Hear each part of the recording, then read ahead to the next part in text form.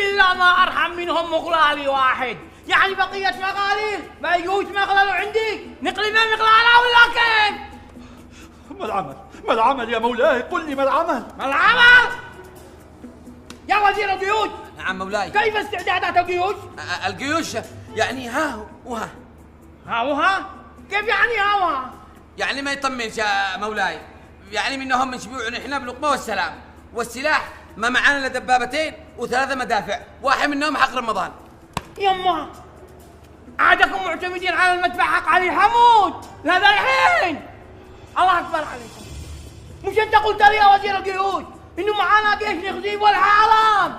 نعم. وبعدها؟ نعم يا مولاي، بس كنتوا ماشي تزعلك بس.